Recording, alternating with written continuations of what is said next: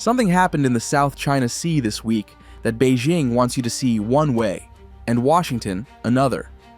According to China, they drove away a United States Navy destroyer from the disputed Scarborough Shoal, forcing it to retreat from what they claim is sovereign Chinese territory. But the US Navy says that never happened. Who's telling the truth?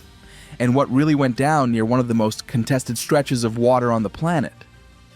Let's start with what we know. The USS Higgins, an Arleigh Burke-class guided missile destroyer, was on what the US calls a freedom of navigation operation.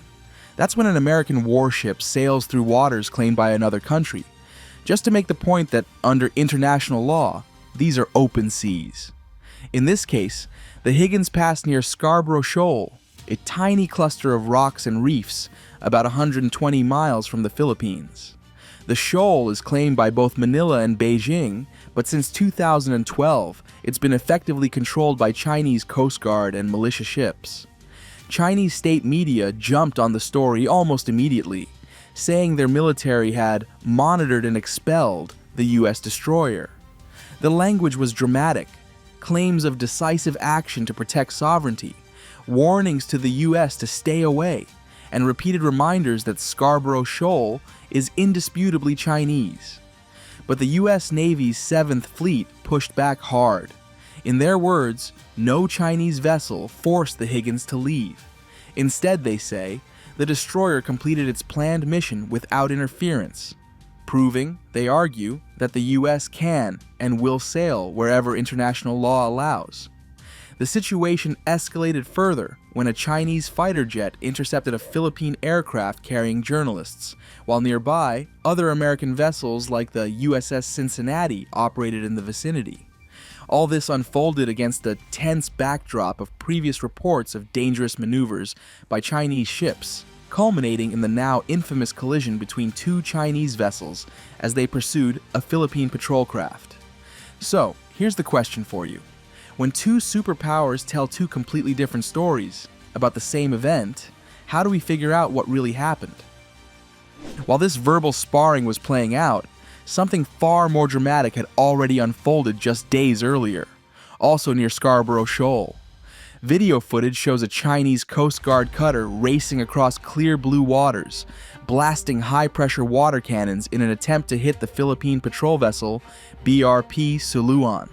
The chase is aggressive, with both ships pushing high speed, waves breaking over their bows. And then, suddenly, another Chinese ship appears, a massive Luoyang 3 class destroyer, one of China's most advanced warships, worth over $1 billion. The two Chinese vessels, supposedly on the same side, collide. The impact crushes the Coast Guard ship's bow, tearing away deck equipment, mangling railings, and knocking key systems offline. Naval experts who reviewed the footage say the cutter is now unseaworthy, unable to operate without major repairs.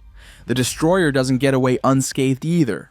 Video shows visible damage to its portside plating, although it remains afloat and operational. Philippine authorities immediately radio offers of assistance, including medical help for any injured crew. Beijing doesn't answer.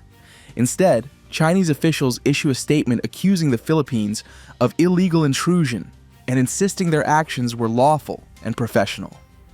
But the video tells a very different story, and it leaves us wondering, how much control does China really have over its own ships in these high-stress operations? The South China Sea is one of the most militarized regions in the world right now. On any given day, you'll find Chinese Navy destroyers and frigates, China Coast Guard cutters, and maritime militia vessels, fishing boats that double as paramilitary assets. On the other side, you've got US Navy carrier strike groups, amphibious ships, and destroyers like the USS Higgins and USS Cincinnati. The skies are patrolled by P-8 Poseidon surveillance aircraft, which have been spotted shadowing Chinese ships and submarines from high altitude.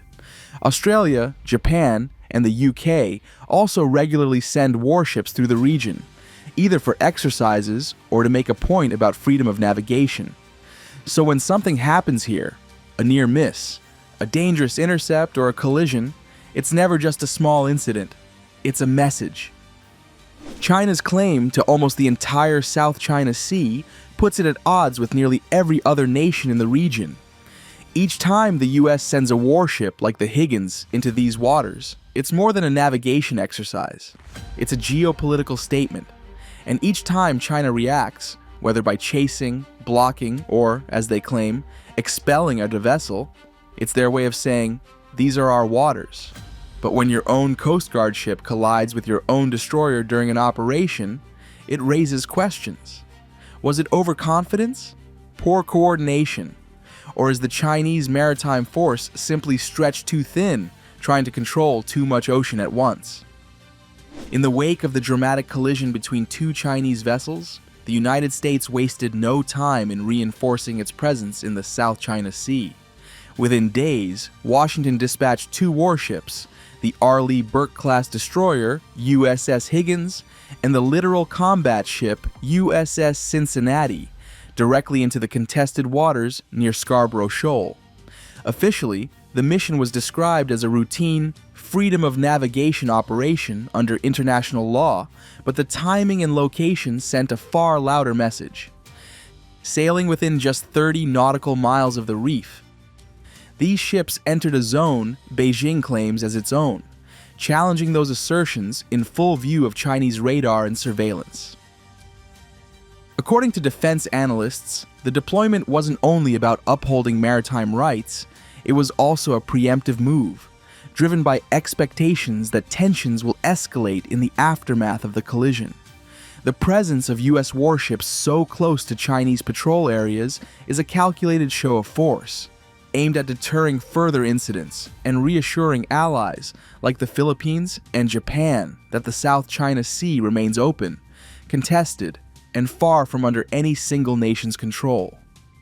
So, what do you think? Was the USS Higgins actually forced to leave, or is China just spinning the story for domestic propaganda? The Scarborough Shoal may be tiny, but it's become a microcosm of great power rivalry. One disputed reef, two superpowers, and the rest of the world watching closely. If there's one thing this week has made clear, it's that the South China Sea remains one of the world's most dangerous flashpoints, where a single miscalculation could set off a chain reaction nobody can control. Thanks for watching. Don't forget to like, share, and leave your thoughts in the comments.